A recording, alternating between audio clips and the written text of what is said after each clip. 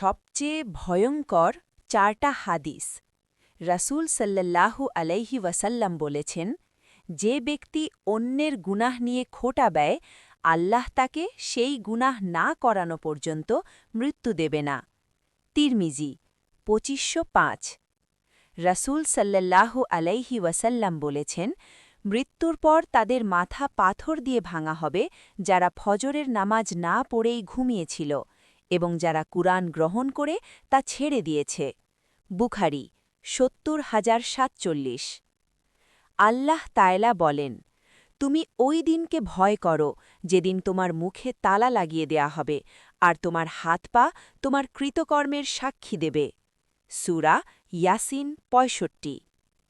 আল্লাহ তাআলা বলেন, আমি ইচ্ছে করলেই সবাইকে হেদায়েত দান করতে পারতাম, কিন্তু আমার এই কথা অবশ্যই সত্য যে আমি মানুষ এবং জিন দ্বারা জাহান্নাম পূর্ণ করব।